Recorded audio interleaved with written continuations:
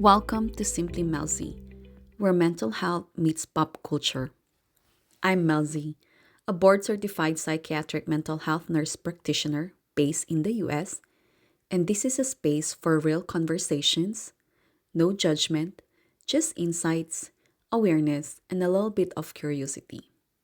Before we start, just a reminder the views and opinions expressed in this podcast are my own and are intended for informational and educational purposes only. They do not represent official statements from any organizations and should not be taken as professional or medical advice. All right, let's get into today's episode.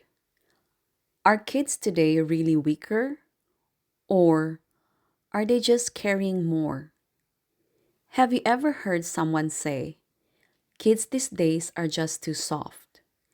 Maybe you've even wondered it yourself.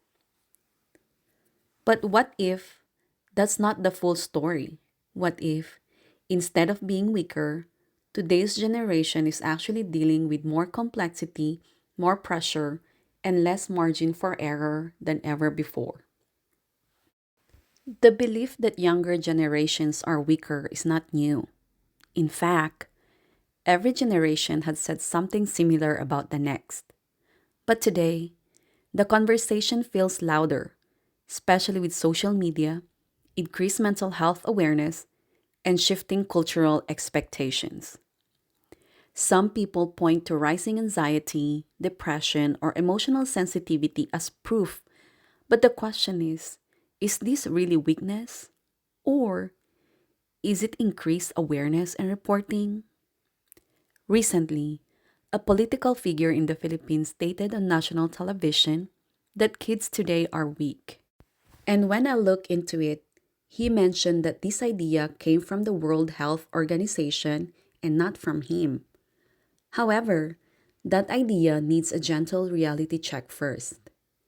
The World Health Organization, or WHO, has not officially stated that today's children or generation are weak. What they have reported is an increase in mental health challenges, stress, and environmental pressure affecting young people globally, which is very different from labeling an entire generation as weak. I remain open to other sources, but I have not found any direct evidence or official communication from WHO describing today's youth in that way. If you've seen one, feel free to share it. I will really appreciate it. What the data actually shows is that organizations like the World Health Organization reports that 1 in 7 adolescents experience a mental health disorder globally. Anxiety and depression rates have increased, and suicide remains a leading cause of death among young people, which is very sad. But this doesn't mean kids today are weaker. It may mean they are more willing to speak up. We are better at recognizing symptoms, and they are navigating stressors that didn't exist in the same way before, even for their parents. When we look at what kids today are actually facing, the environment is very different. Previous generation had less digital exposure, more in-person interaction, and real breaks from social comparison. While today's generation, they experience constant connection and comparison through platforms like TikTok, Facebook, and Instagram, where they are continuously exposed to curated lives, beauty standards, and achievements that may not even be realistic, contributing to increased social comparison, self esteem issues, and anxiety. At the same time, kids today have less free and structured time because their days are more scheduled and even their downtime is filled with screens, which can affect independence, problem solving, and patience.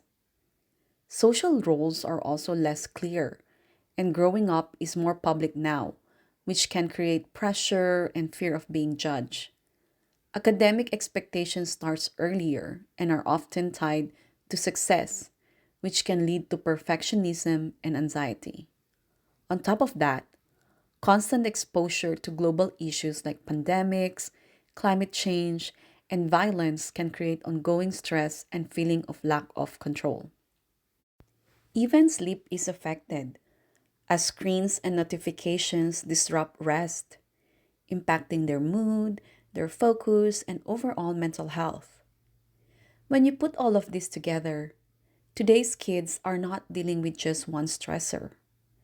They are managing multiple layers of pressures at the same time, which creates a heavier cognitive and emotional load. At the same time, there has been a cultural shift. In the past, emotions were often suppressed and toughing it out was the norm, whereas now, kids are encouraged to identify and express their feelings, and mental health conversations are more normalized. So when a child says, I'm anxious or I'm overwhelmed, that's not fragility, that's emotional literacy. And it's a strength many adults were never taught. Now, to be balanced, there are valid concerns. Some kids may struggle more with frustration or delayed gratification. There can be increased reliance on instant rewards like likes and views, and there may be fewer opportunities to build strong face to face social skills. But these are skill gaps and environmental shift, not an evidence that a generation is weak, and skills can be taught while environments can be adjusted. So the better question becomes, how do we support this generation in a way that builds resilience without dismissing what they're going through? From a parenting and clinical perspective, a few things really matter. First, validating their emotions while also still guiding them toward healthy ways of coping.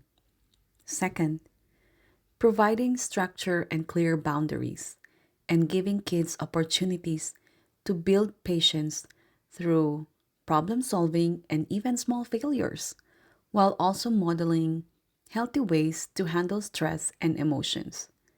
And lastly, knowing when it's time to seek professional help, especially if symptoms are persistent or starting to affect their daily functioning. At the end of the day, this isn't about making life easier for kids. It's about helping them become capable, adaptable, and emotionally equipped in a world that is more complex than ever. And that doesn't come from labeling them as weak, but from meeting them where they are and helping them grow. So are kids today really weaker? Or are they more aware, more expressive, and growing up in a world that is faster, louder, and more demanding than ever before? Because the truth is, they're not just dealing with childhood, they're navigating constant digital exposure, global uncertainty, and social comparison at a scale no generation has experienced, all while their brains are still developing. That's not weakness, that's adaptation under pressure. Maybe the real shift isn't that kids are weaker, but that our definition of strength has changed. Strength used to look like staying quiet, pushing through, and hiding emotions.